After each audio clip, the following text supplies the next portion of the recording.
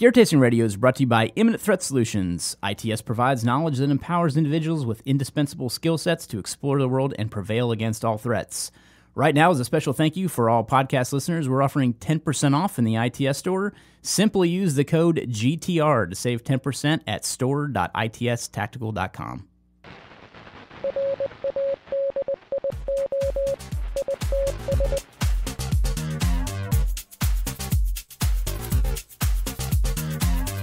Coffee? Check. That's right. Ready?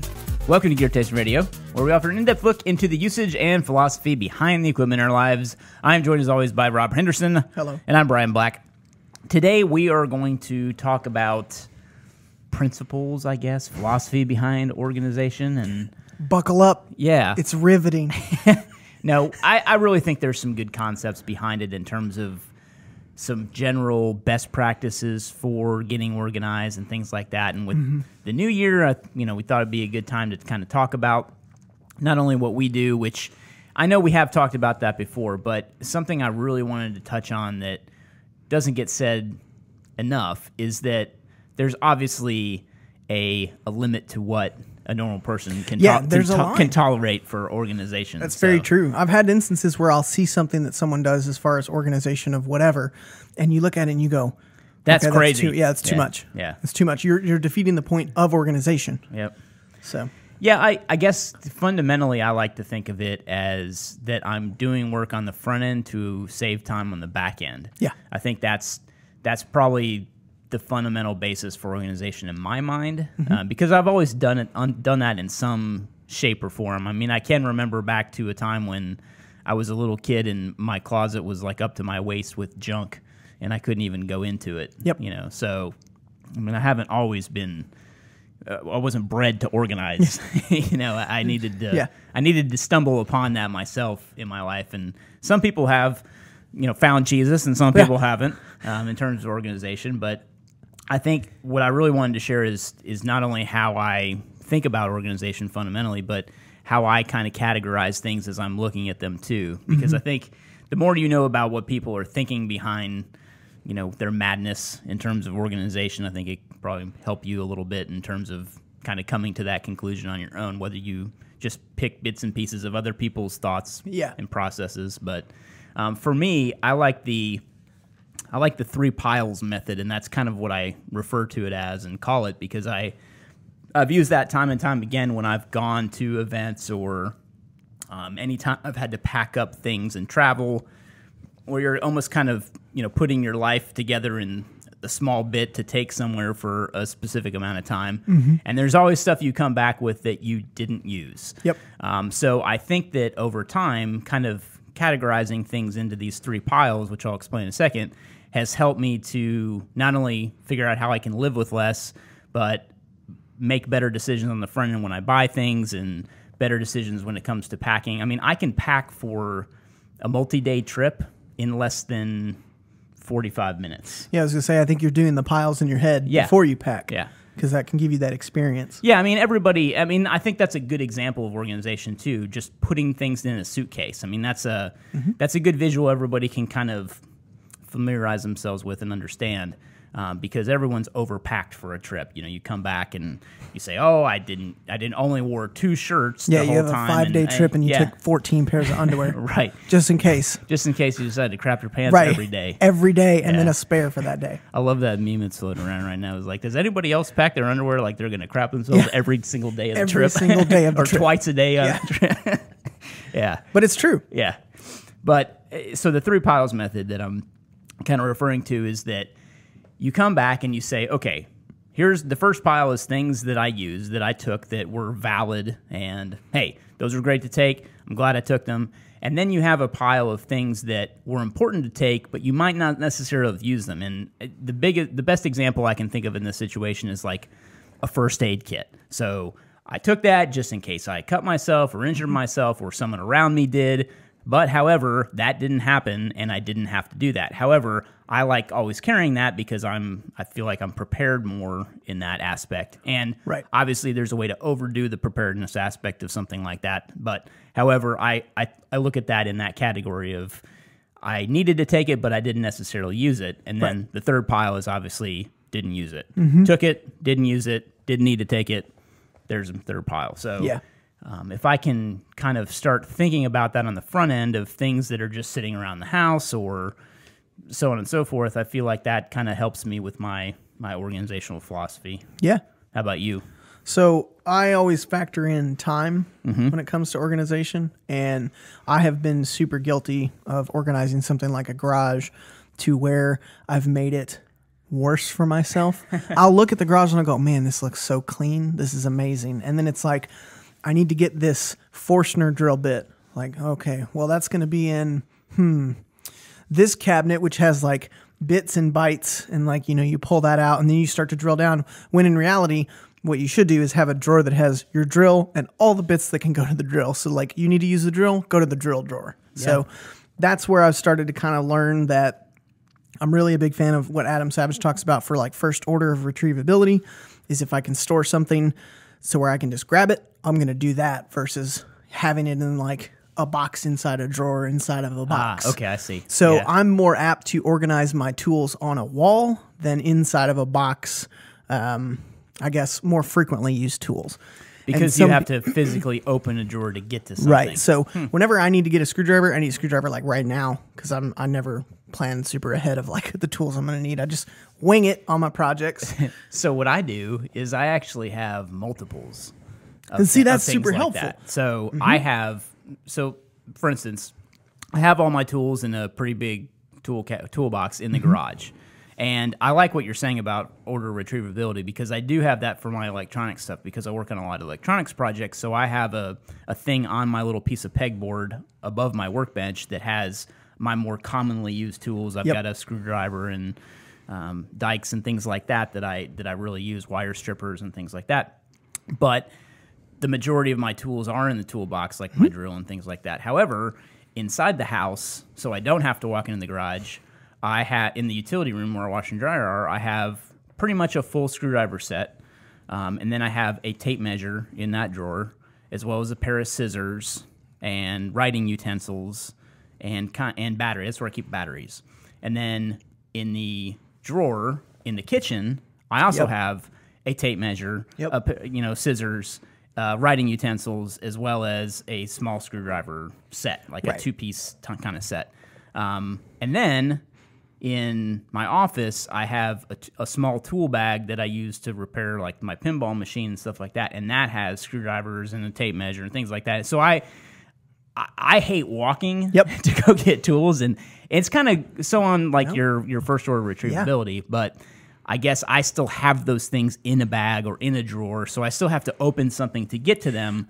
Right. But it's just, it cuts down on the time that it takes me to Well, it's to all do situationally something. dependent. So like you're in your office, you don't want tools scattered around the office. Some people would look at that electronic setup you have with the tools out and they say, oh, you need to put these tools away. And that's where I draw the line for me, is that this is the garage, this is my workbench, this is where tools are supposed to be. It's okay for them to be out.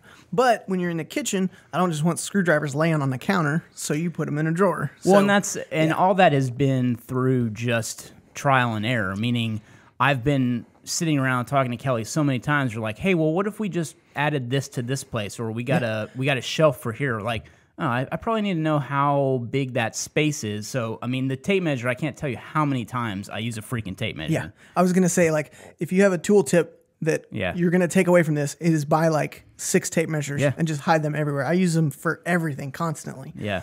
But that's another good point about organization, is that sometimes, you know, the funny thing, not to interrupt your story, but I just didn't want to forget about this. Did you see Adam Savage's new tattoo?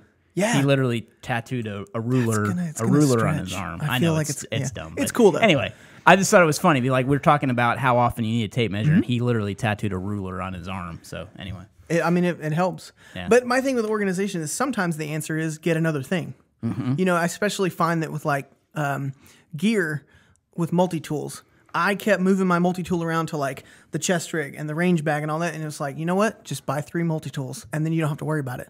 So part of that organization for me is finding what works, and then if I need to duplicate it, duplicating it. Like you said, having a screwdriver in 4 different places.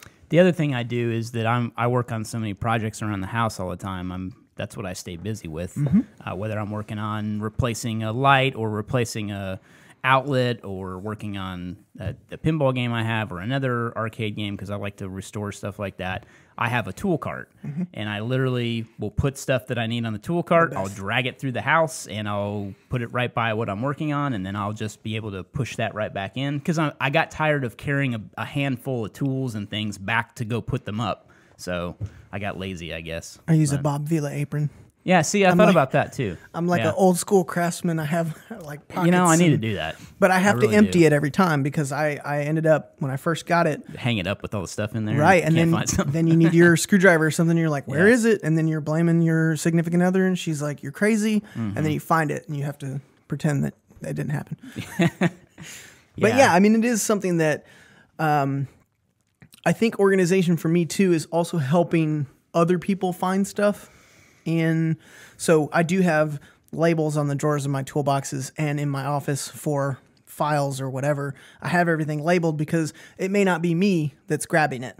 And it's always helpful to me when someone has a good labeling system. What did you label your drawers with? So like the just the Brother label makers. Oh, so the top put handles a sticker on there. I just put the sticker on there, and it kind of describes what's in each drawer because I have a tool cart.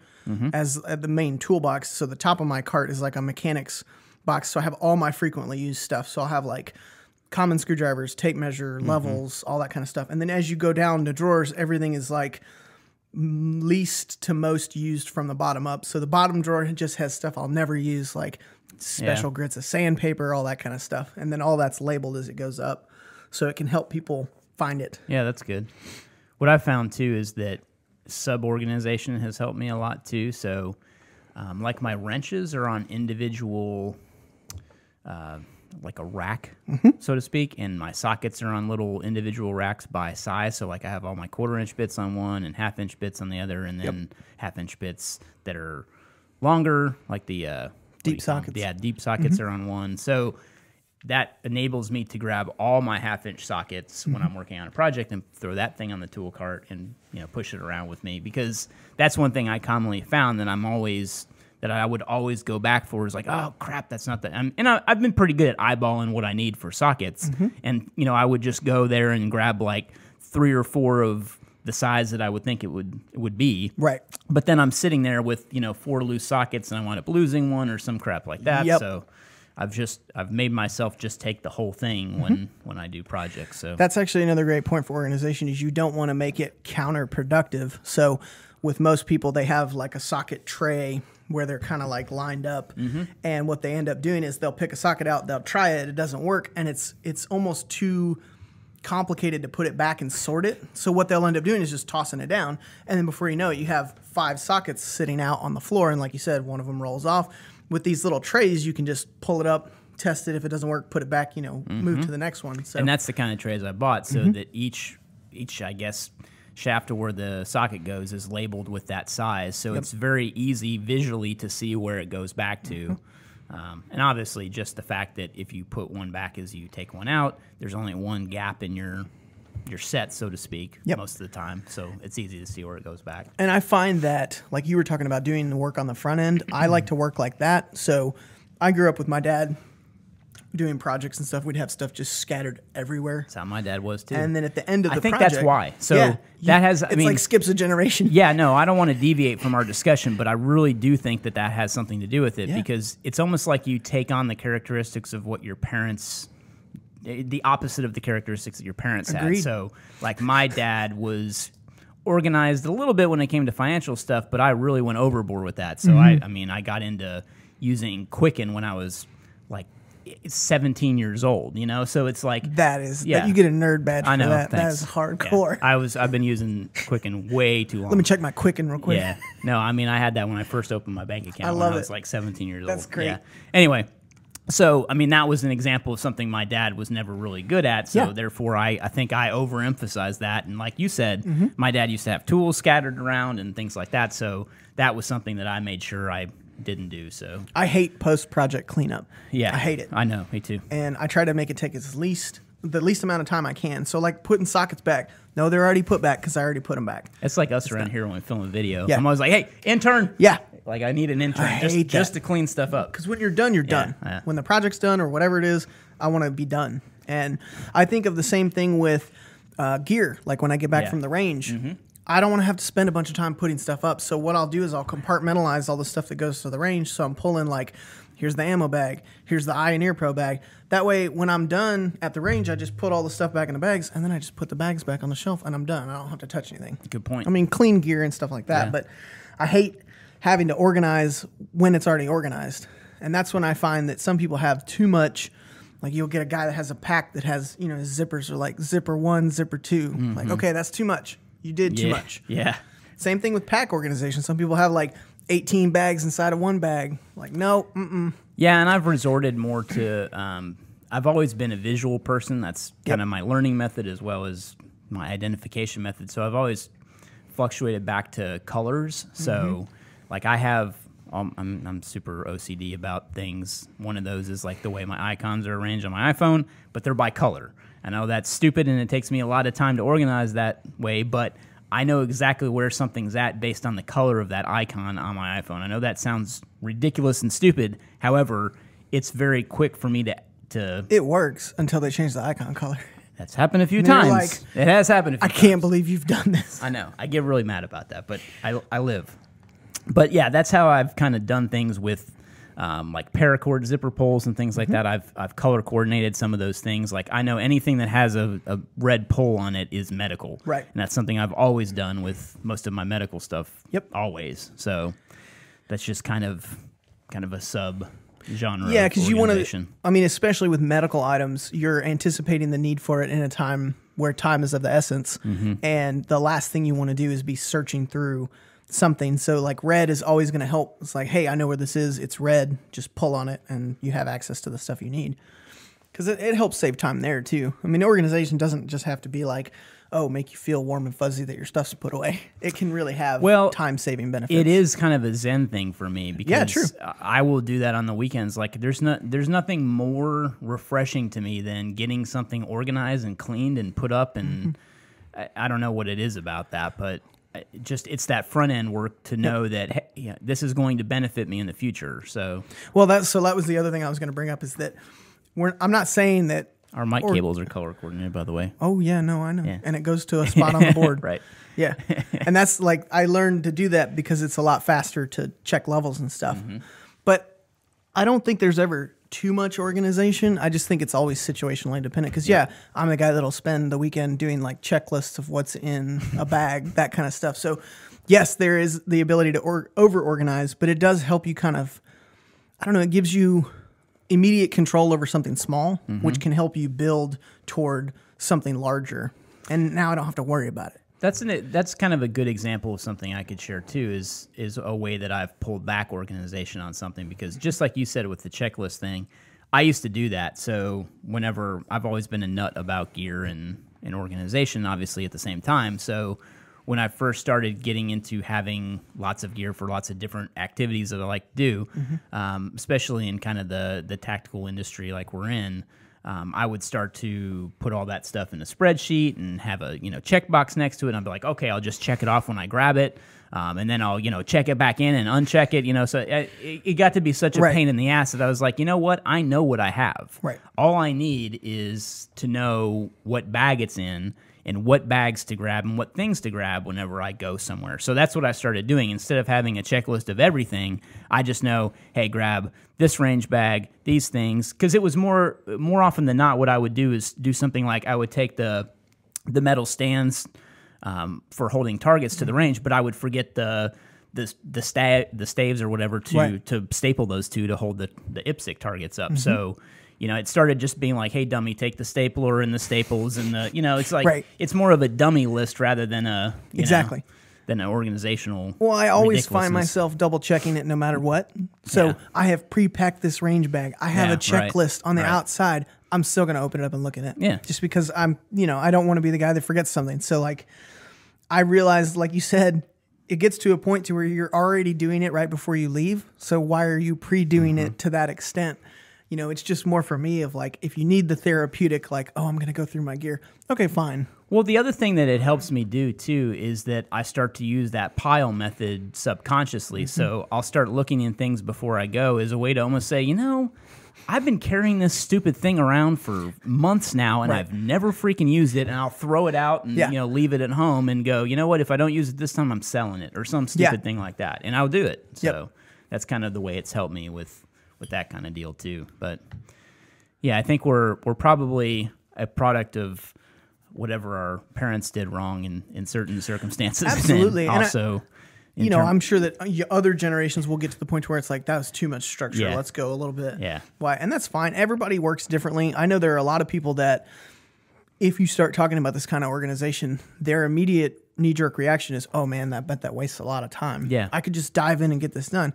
Yeah, but for some people it doesn't work because there's just that lingering thought of what am I missing? And that's where it comes down for me, is if I don't have proper planning time, I just constantly am like, oh, I'm missing something. Well, I've got a friend who will not be named on this podcast, but he's kind of scatterbrained like that, and I watch. I mean, is a pleasure watching him work because. I mean, I just watch how much time he wastes, like going, wow, shit, where did I put that? Where, oh, man, no, hold on, what do I need to grab? And I just watch that, and I'm like, that's the exact reason that I'm organized. And that's the same kind of person. We just have different personalities. Sure. And he doesn't organize, and he gives me shit for organizing, and I give him shit for not organizing. So it's, you know, it's that. A little give and take. Yeah, right. So I'm sure he looks at the time that I waste putting things up is the waste of time, and I look at the time that he spends looking for things as the waste of time. So, and that's true. There are a lot of there's two different camps on all that stuff. And you end up we've talked in the past, like when it gets to electronic organization, about getting things done, and that community is really bad about looking down on people that don't use that system.